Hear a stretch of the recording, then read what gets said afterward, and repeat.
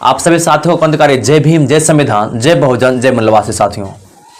आनंद रामायण में राजा जनक का अपनी प्रतिज्ञा घोषित करना, राजा जनक के द्वारा जो सीता और स्वयंवर जो रचा गया था उसका ऐलान किस प्रकार से किया गया, और साथियों राजाओं सहित रावण द्वारा धनुष का उठाना, उनकी विफलता तथा सभा में राम का आगमन। रावण किस प्रकार से धनुष को उठाता है और विफल हो जाता है, उसके बाद राम का जो आगमन होता है, इन सभी बातों की चर्चा हम लोग इस वीडियो में करने वाले हैं। उससे पहले हम लोग जान लेते हैं कि इस पुस्तक में संक्षेप में इस साथियों टॉपिक पे क्या क्या इसमें मुख्य बिंदु है। इसमें यह लिखा गया है कि उस स्वयंवर में जो धनुष था, जो शिव धनुष था, जिसे लेकर सीता खेलती थी घोड़ा समझकर, आप समझ सकते हैं सीता उसके ऊपर बैठकर खेलती थी और सीता उसे आसानी से उठा भी सकती थी। लेकिन हास्यास्पद बात यह है कि इसमें लिखा गया है कि उस धनुष को उस स्वयंवर में 500 बैलों के द्वारा खींचकर रखा गया था। आप खुद सोच सकते हैं ये बातें कहां तक सही है, कहां तक गलत है। आपका भी दिमाग विकसित है, आप खुद सोच सकते हैं। आप अनुमान लगा सकते हैं कि वो आखिरकार वह धनुष कितना बड़ा था जिसमें 500 बैलों को बांध दिया गया और 500 बैलों के द्वारा उसे साथियों घसीटते हुए लेकर स्वयंवर में रखा गया। अब बताइए 500 बैल उस स्वयंवर में एडजस्ट कैसे हुआ होगा। और यहां तक ही नहीं, इसमें यह भी कहा गया कि रावण इतना शक्तिशाली था जो कैलाश पर्वत को भी हिला दिया था, और उसके पास इतना विद्या भी था कि जिससे वह शिव को अपने बस में भी कर लिया था। इतने शक्तिशाली राजा रावण उस धनुष को हिला तक भी नहीं सका। और ऐसा कहा जाता है कि धनुष पहले रावण एक हाथों से उठाया, एक हाथों से उठाने के बाद फिर नहीं उठा, फिर उसमें 20 भुजा का उपयोग किया गया। अब बताइए किसी भी व्यक्ति या कोई भी इंसान हो, उसके शरीर में 20 भुजा कैसे हो सकता है? यह भी हास्यास्पद बात है और सोचने योग्य बात है साथियों। उसके बाद इसमें लिखा गया है कि रावण जैसे 20 भुजाओं का उपयोग करते हैं, उसमें से 19 भुजाएं धनुष पे लगाते हैं और एक भुजाओं से पृथ्वी पर लटके हुए हैं। अब बताइए पृथ्वी पे रहकर धनुष उठा रहा है और पृथ्वी पर लटक कैसे गया? उसके बाद इसमें कहा गया है कि रावण के शरीर पे धनुष गिर गया और रावण जो है अपने कपड़े में मल मूत्र भी कर दिया। आप सोच सकते हैं कितना हास्यास्पद बातें इस पुस्तक में लिखी गई है। मैं जो भी कुछ बोल रहा हूं, मैं बार बार कहता हूं, अपने मन से नहीं बोलता हूं। यह आनंद रामायण है। आनंद रामायण का पृष्ठ संख्या आपका है 22, 23, 24। आप खुद उठाकर देख सकते हैं। आप सभी का आनंद रामायण की पाठशाला में स्वागत है। राजा जनक का अपनी प्रतिज्ञा घोषित करना, किस प्रकार से प्रतिज्ञा को घोषित किया गया। तब इस प्रकार सभा के अपूर्ण होने पर कन्या दानार्थ धनुष के निकट जाकर राजा जनक ने सब राजाओं को अपना प्रण कह सुनाया। जैसे ही स्वयंवर में पहुंचा, सभी को पता चल गया कि राम भी आ गया है, और सबको यह भी पता है कि धनुष तो राम ही तोड़ेगा, पहले ही पता चल गया। तो सभी को अपना प्रण, अपना किस्सा जनक ने सुनाया। भगवान शिव ने पार्वती जी से कहा कि परशुराम जी ने इसी धनुष पर मुझसे वाण विद्या से की थी। शिव जी पार्वती को सुना रहे हैं कि परशुराम को जो मैं धनुष विद्या दिया था, इसी धनुष पर दिया था। इसी धनुष ने त्रिपुरों को भस्मसात किया था। फिर अपने पिता के घात शस्त्र बाहु का भी उसने इसी धनुष से संहार किया था। बताइए उस समय को सतयुग कहा जाता था, और सतयुग में पुत्र अपने ही पिता का हत्या कर देता है। आप समझ सकते हैं किस प्रकार का सतयुग उस समय चलता होगा। फिर परशुराम उस धनुष को राजा जनक के आंगन में रख आए और जानकी उसे लकड़ी का घोड़ा समझकर उस पर खेला करती थी। अपने पिता का उसका जो पिता था सहस्त्र बाहु, उसका वध किया। वध करने के बाद परशुराम उसे जनक जी के यहाँ रख दिया, और जनक जी के यहाँ रखने के बाद जैसे जानकी का जन्म हुआ, वह बड़ी होते गई और उस धनुष के साथ काठ का घोड़े समझकर खेलना शुरू कर दी साथियों।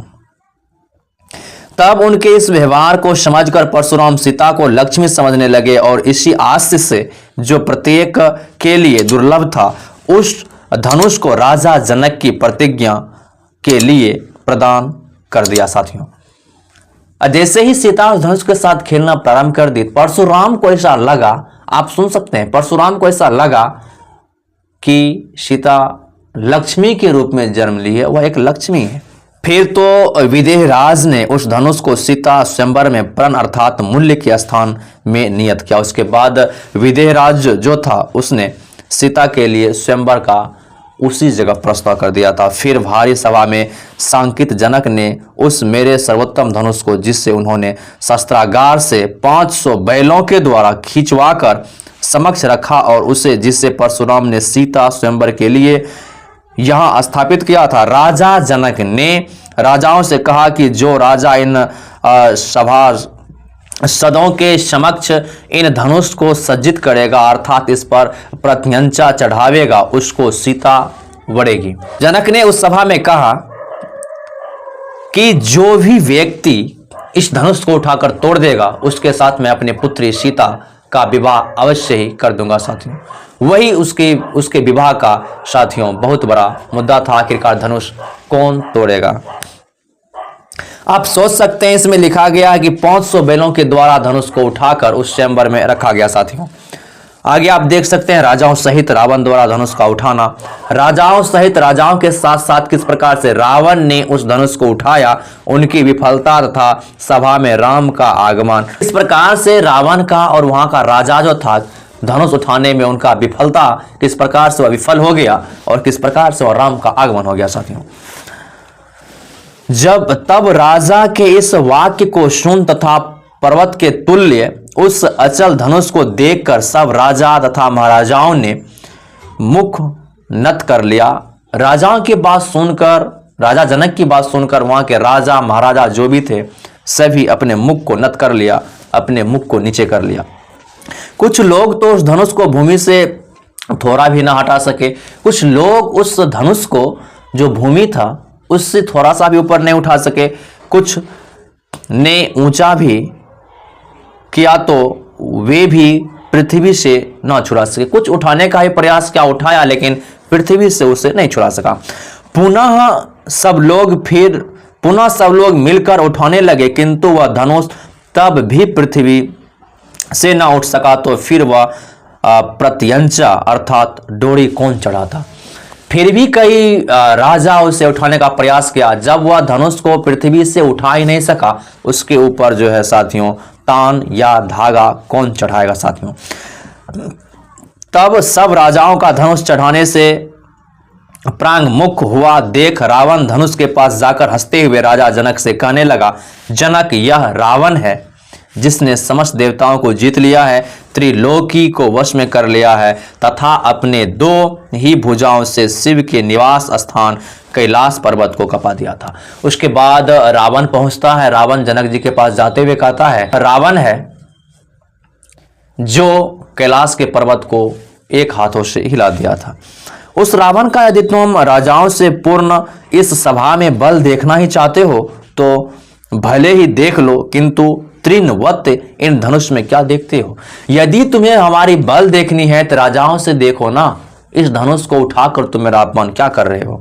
इस प्रकार कहकर रावण ने नीचे खड़ा होकर उस विशाल धनुष को पहले अपने बाएं हाथ से ही हिलाना चाहा किंतु वह तनिक भी ना हिला। रावण जो है पहले बाएं हाथ से उस धनुष को हिलाया लेकिन तनिक सा भी नहीं हिला। तब उसने दाहिने हाथ से पकड़ा और चाहा कि उसे हिलावे, पर जब वह इस पर भी ना हिला तब रावण को बड़ा आश्चर्य हुआ। जब दोनों हाथों से भी नहीं हिला सका तो रावण को बहुत आश्चर्य हुआ।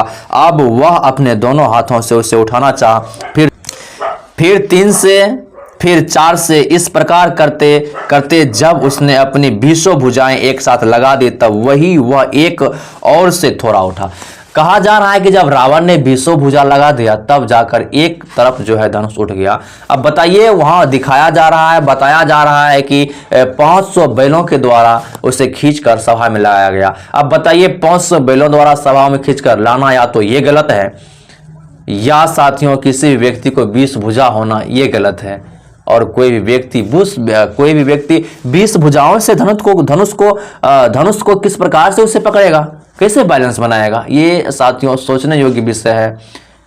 इसमें भी यदि आप सोचते हैं तो हास्यास्पद बातें हमें लगती है, आप लोगों को भी लगता होगा, ऐसा नहीं है कि आप लोगों को नहीं लगता होगा। उसके बाद वह धनुष के सहारे वह क्या हो गया, धनुष को 20 हाथों से पकड़ा, 19 भुजाओं से उसे पकड़कर तथा 20वीं भुजा से पृथ्वी पर लटकती हुई उसके गुण अर्थात डोरी को पकड़कर ज्यों ही उठाना चाहा कि त्यों ही संभालने में न आने के कारण वह धनुष उल्टे उसकी छाती पर गिर पड़ा, जिससे रावण अपने 20 हाथ से अपनी छाती से हटा ना सका और मुख ऊपर कर सहसा पृथ्वी पर गिर पड़ा। 19 हाथों से उन्होंने धनुष को उठाया और एक हाथों से पृथ्वी पर रखे हुए जो साथियों उसका जो लटकते हुए डोरियां थी उसे उन्होंने तान चढ़ाने का प्रयास किया। उसके बाद उसके छाती पर ही धनुष गिर पड़ा, जो 20 हाथों के सहारे उसे हटा भी नहीं सका। सिर का मुकुट दूर जा गिरा, धोती की लांग भी खुल गई और सब राजा हंसने लगे। उनकी धोती भी खुल गई और मुकुट भी खुल गया, सब राजा हंसने लगे। बेचारे रावण का प्राण निकलने लगा, आंखें घूमने लगी और मुख से लार बहने लगे। अब बताइए, मुख से लार तक भी निकल गया राजा को, और उसे साथियों 500 हाथियों के द्वारा किस प्रकार से घसीट कर लाया होगा आप खुद समझ सकते हैं। उसकी इस दशा को देख उसके मंत्रियों और सैनिकों ने दौड़ कर घेरा कर लिया। साथियों, उनकी दशा को देखकर उसके मंत्रीगण जो है साथियों दौड़ पड़ा, उसे घेर लिया। उसने अपने पहने हुए सुंदर वस्त्रों में मलमूत्र कर दिया।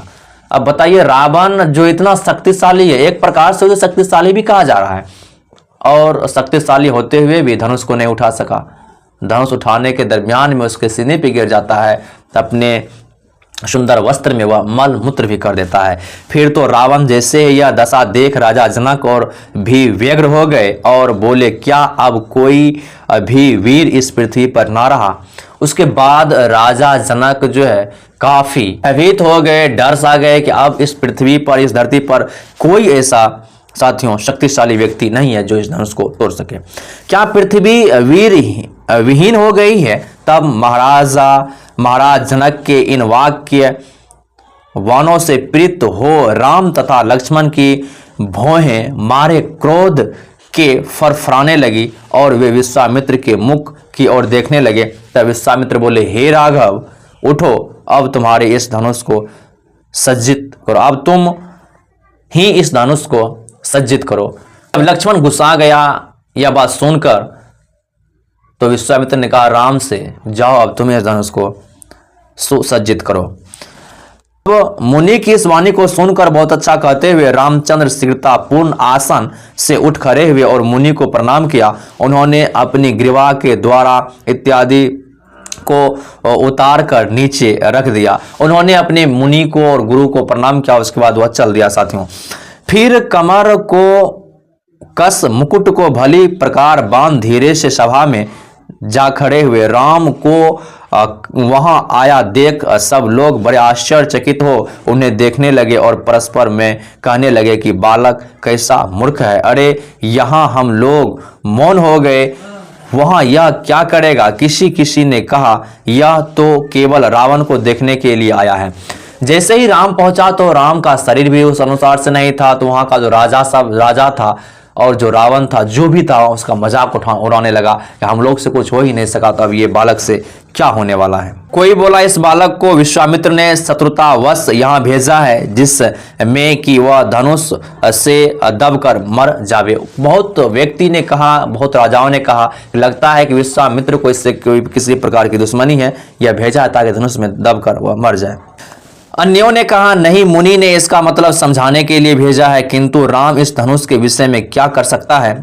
उसने बहुत सारे लोगों ने कहा हो सकता है कि मुनि इसे जो समझाने के लिए भेजा था।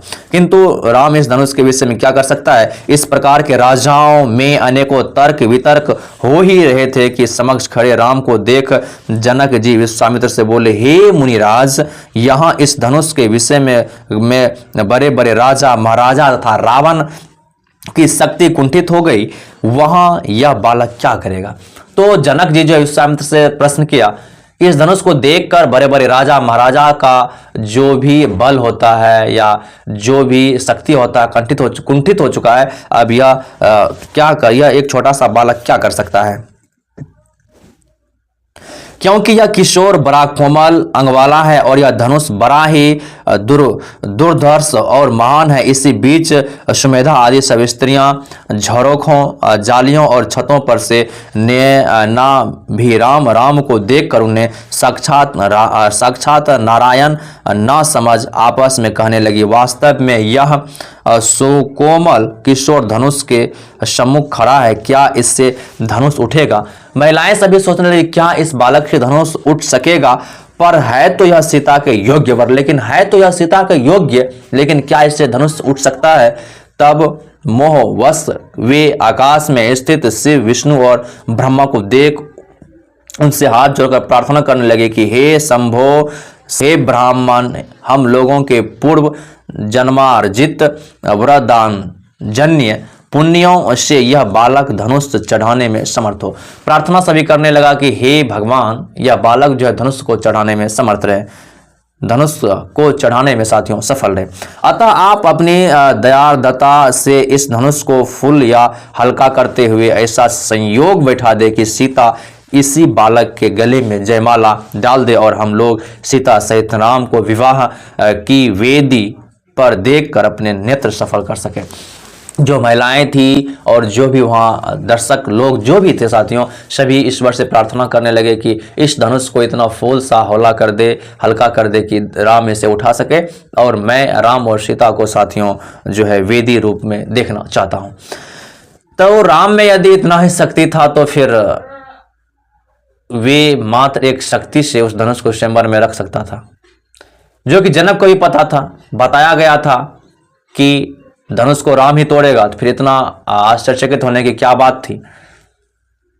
अब बताइए, जिस धनुष को 500 बैलों के द्वारा खींच कर रखा गया, उस धनुष को राम किस प्रकार से उठा लिया और रावण इतना शक्तिशाली था फिर भी नहीं उठा सका। ऐसा इस रामायण में लिखा गया। बाकी आप लोग खुद समझदार हैं, इसमें कितनी साथियों हास्यास्पद और कुंठित भरी बातें लिखी गई है। आप खुद अपनी राय इस वीडियो कमेंट बॉक्स में अवश्य दीजिएगा। मिलते हैं फिर नेक्स्ट वीडियो में। जय भीम, जय संविधान, जय हिंद, जय मूल्यवासी।